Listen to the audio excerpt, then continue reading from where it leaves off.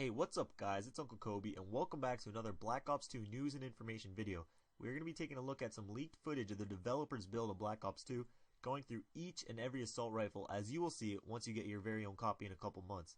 I'll give each weapon a grade and together we are going to determine which gun is the best, at least statistically speaking. So let's make this short, let's make it sweet, and let's get right into it. Alright guys, so the first weapon we got is the M8A1. It is a 4-round burst fire weapon, however the burst can be fired in a quick succession. So first thing, just because the fact they mentioned it can be fired in a quick succession, I'm guessing it's going to be faster than normal burst fire weapons we've seen in the past. Not saying it automatically has a rapid fire feel, rather the time between the bursts are very short, which would make it very deadly. How deadly? Well, let's look at the stats. And for the sake of this video and the Black Ops 2 weapon videos I'll be doing in the future, I'll be calling each little block a point. Why? Because I can, and let's move on. The mobility is ranked at 14 points, which will be the same across the board of all assault rifles with one exception. The damage is ranked at 9, which is rather weak compared to other weapons. Range is at 11 points, which again is not the best, and its accuracy is at 13 points, which is somewhat average.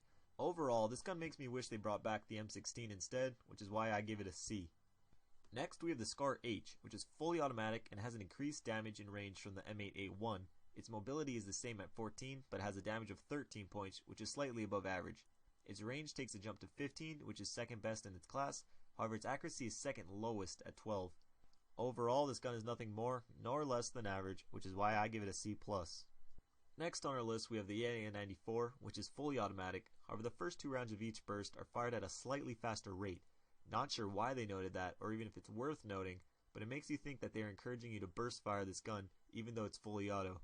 As for its stats, the mobility is standard at 14, damage is at 12, which is smack dab in the middle of the class. Its range is average as well at 13, and its accuracy is at a class worst 10. This gun is comparable to a student that barely passes, but passed nonetheless, so I give it a C. Now let's take a look at the SIG-556, a 3-round burst rifle that produces high damage with each trifecta of bullets. Mobility is at 14, and damage averages out at 13.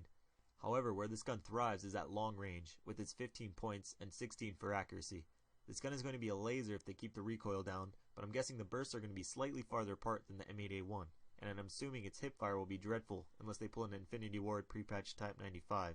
So I give this weapon a strong B. But moving on, we got the Type 25 with some of the most dreadful stats I have ever seen. Its damage and range flatten out at 9, a class worst, and its less than stellar accuracy at 11, which may I note is second worst. However, how this gun finds its effectiveness is with its high rate of fire and moderate recoil. This will most likely be an assault rifle you rush around with, and will probably have a decent hip fire. Either way, I hate it already, and I give it a D. End of story. Next on our list is the SA-58, or first semi-auto weapon, with its light recoil and moderate damage. More precisely, it has a 13 damage, which is absolutely moderate, and a mirrored range, which is fairly average as well. Its accuracy, however, is very good at 15, but I'd expect nothing less with a single-shot weapon. Overall, this gun looks promising, and I give it a B+.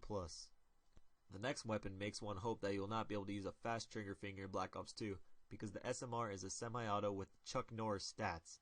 It has a damage and range of 16, which are both best in its class, and an accuracy of 15, which again is typical for a single-shot weapon. This gun looks nasty, but I do hope its hipfire spread is as big as Barry Bonds' post-roids and large head, because this weapon screams OP without it. That's another topic, but I give this weapon an A-, but at long range it gets an A+++++. Moving on, we got the M27, which is fully auto with higher mobility and reduced recoil. This is the only assault rifle to break free of the 14-point mobility, however its damage and range are less than stellar at 11 and 10. Its accuracy is average at 13, and this weapon honestly bores me. The only real plus side is that you can run a tad bit faster, but if you are that concerned with speed, run an SMG. Because of that, I'll give it a B-.